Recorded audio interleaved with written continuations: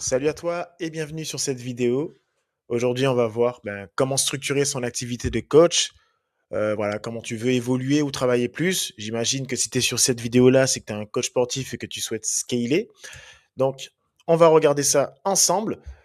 Si c'est probablement que tu es dans une situation assez particulière, hein. Tu n'es pas un coach débutant, j'imagine. Voilà, tu as des clients, tu as une activité qui tourne, tu es crédible, mais tu sens une limite. C'est pas une limite technique, mais on va dire plus une limite commerciale, une limite d'organisation. Donc là, en gros, la question, ça devient plus comment évoluer, comment continuer à évoluer sans rajouter des heures. Et là, aujourd'hui, concrètement, je vais t'expliquer comment les coachs, ils arrivent à passer ce cap-là concrètement, parce que tu es vraiment un tournant dans ton activité actuellement. Donc, on va regarder ça ensemble. Donc, il faut que tu saches que le problème, c'est pas le coaching. C'est la première erreur quand même qu'on fait à ce stade-là. C'est vraiment de penser qu'il faut qu'on s'améliore en tant que coach, mais c'est plus un sujet de compétence. On voit très bien, tu as beaucoup de, t'as beaucoup de clients, donc c'est pas ça le sujet.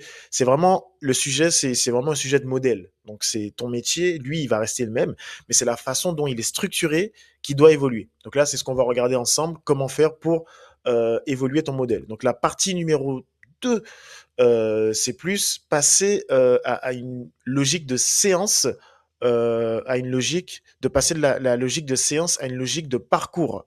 Donc voilà. Donc pour t'expliquer un petit peu, un coach qui plafonne, lui, il vend des séances. Donc là, il atteint un certain plafond parce qu'il vend des séances.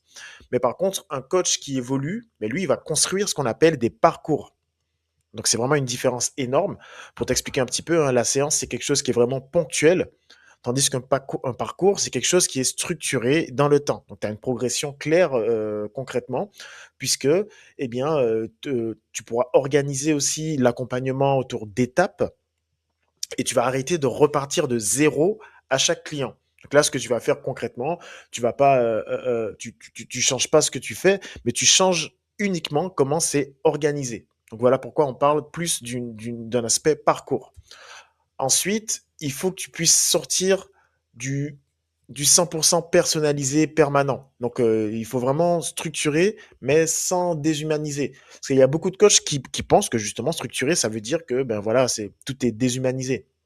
C'est faux. En fait, structurer, c'est vraiment arrêter de recréer 100 fois la même chose. Donc là, c'est ça. Tu vas garder l'adaptation, mais tu t'appuies sur une base qui est commune. Donc comme un médecin, hein, par exemple, lui, il a une méthode, et ensuite, il ajuste. Donc en résultat, en fait, tu auras moins de charge mentale, tu auras plus de cohérence et tu auras plus de lisibilité pour le client. J'espère que là, pour ce moment-là, on se comprend. Ensuite, il faudrait que tu puisses faire évoluer ton format. Donc, pas le temps de travail, mais vraiment ton format. Parce que faut que tu saches que voilà, les coachs qui évoluent, ils ne travaillent pas plus, mais ils changent la façon dont leur temps agit. Par exemple, tu peux introduire des formats semi-individuels. Ça, c'est super intéressant. Comme ça, tu as plusieurs clients qui avancent ensemble. Ou bien ensuite, tu peux organiser certains suivis différemment. Donc, des suivis réorganisés, ça, tu pourras optimiser sans perdre en qualité. Tu pourras organiser aussi certains suivis voilà, différemment, mutualiser ce qui peut l'être intelligemment, et en fait, là, ce que tu vas faire, c'est que tu vas arrêter de vendre uniquement ta présence minute par minute et tu vas construire un cadre dans lequel tu auras plusieurs clients qui peuvent avancer. Et là, toi, tu peux prendre plusieurs personnes en même temps et c'est tranquille par rapport à toi. Pour ton planning, il pourra s'alléger, tu pourras prendre plus de personnes sur un seul créneau et c'est comme ça aussi que tu pourras avancer plus vite, tout simplement. Après, il y a une façon de le faire, mais voilà, en gros, c'est ça. Ensuite, ce qu'il faut que tu mettes en place aussi, c'est un process simple qui aura un impact réel.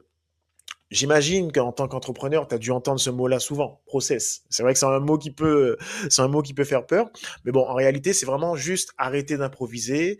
Tu as des exemples très concrets, tu as un onboarding qui est structuré, tu as un suivi clair, tu as une progression définie, et surtout, tu as une organisation, mais qui peut être répétable.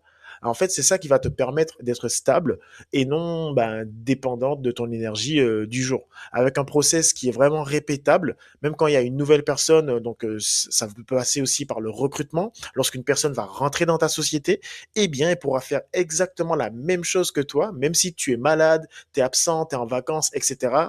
Eh bien, la personne pourra reproduire exactement les mêmes efforts que toi, tout simplement parce que tu as mis en place des process qui sont répétables. Et c'est ça la force et la magie de ce qu'on appelle les process. Ensuite, ce qui va changer vraiment, parce que quand un coach va passer, on va dire vraiment du modèle artisanal, donc quand il va passer de ça à un modèle artisanal structuré à un modèle vraiment organisé, mais ce qu'il va faire, déjà, il va pas perdre en qualité. Il faut arrêter de penser que voilà, si chacune de mes séances, eh bien, elle n'est pas personnalisée, je vais perdre en qualité, c'est juste de la quantité, etc. Non. En fait, ce que tu vas faire, tu vas gagner en clarté. Déjà, parce que déjà, tu auras une vision nette de ton activité. Tu vas gagner en sérénité aussi, parce que tu auras moins de charge mentale.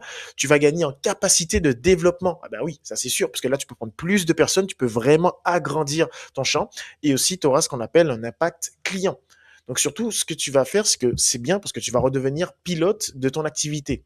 Et là, je parle vraiment si, admettons, tu as une activité en présentiel. Donc là, en présentiel, tu peux vraiment multiplier. Mais imagine si tu mets une branche aussi distancielle dedans. Donc ça veut dire que tu fais des cours, enfin voilà, tu fais un accompagnement directement en ligne. Mais là, tu es plus limité à un secteur. Donc, je prends un exemple. Si tu es dans une ville, Strasbourg, tu n'es pas limité à Strasbourg.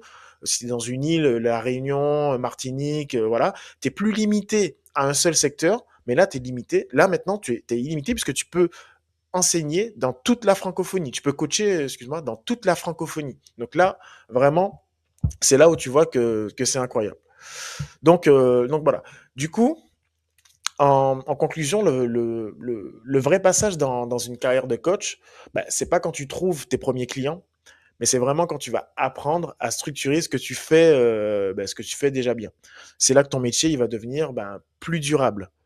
Donc c'est ça. Donc là maintenant, si tu veux faire ce travail-là sur ton activité, il faut que tu saches que je propose des diagnostics offerts. Donc là, le but, c'est vraiment de regarder, qu'on regarde ensemble déjà ton modèle.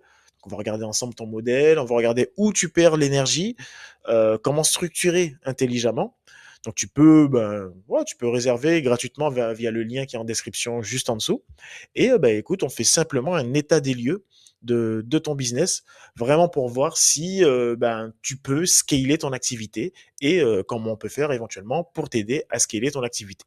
Je te laisse prendre ton rendez-vous directement juste en bas. Je te remercie d'avoir regardé cette vidéo et je te souhaite une excellente journée.